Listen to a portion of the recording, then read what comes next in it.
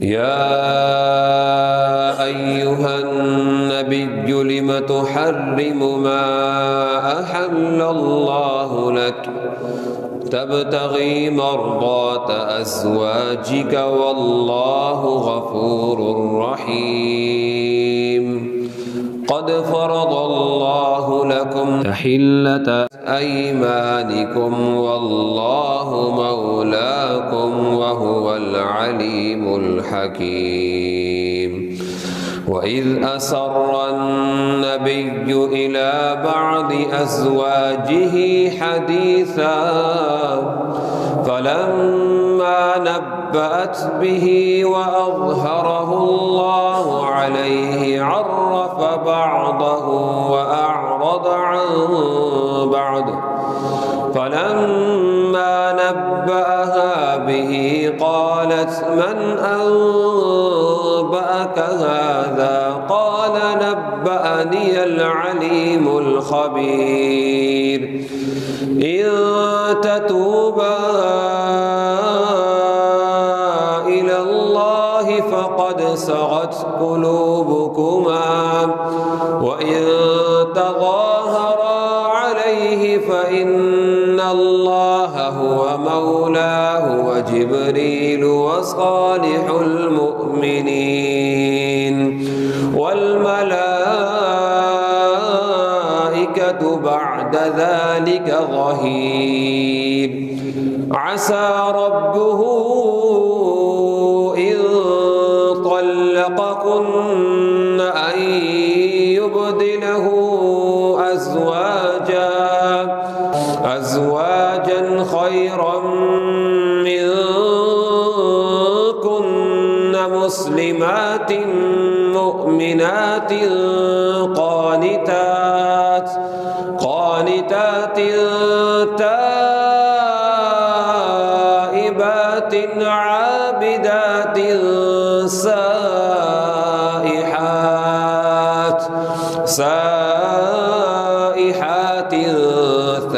ثيبات وأبكارا يا أيها الذين آمنوا قوا أنفسكم وأهليكم نارا وقودها الناس والحجارة عليها ملائكة غلاظ شداد لا يعصون الله ما أمرهم ويفعلون ما يؤمرون يا أيها الذين كفروا لا تعتذروا اليوم إنما تجزون ما كنتم تعملون يا أيها الذين آمنوا توبوا إلى الله توبة نصوحا عسى ربكم أن يكفر عنكم سيئاتكم ويدخلكم جنات تجري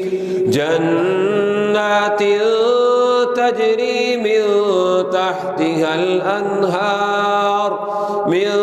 تحتها الأنهار يوم لا يخزي الله النبي والذين آمنوا معه نورهم يسعى بين أيديهم وبأيمانهم يقولون ربنا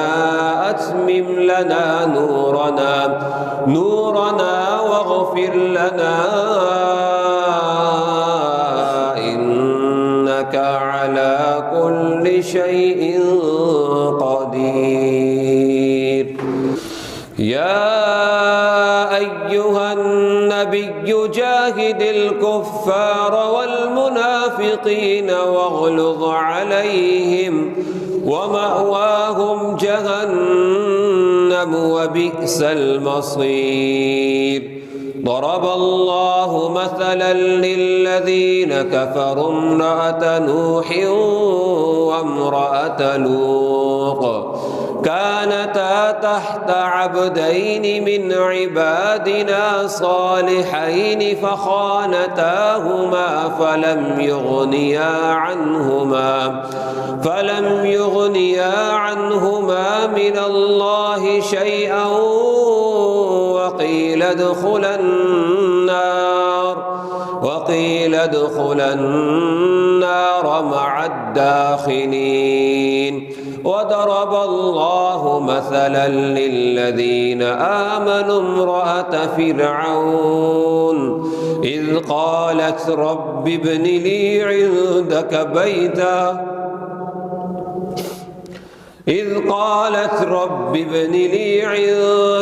بيتا في الجنة ونجني من فرعون وعمله ونجني من القوم الظالمين. ومريم ابنة عمران التي أحصنت فرجها فنفخنا فيه من روحنا وصدقت بكلمات ربها وكتبه وكانت من القانتين.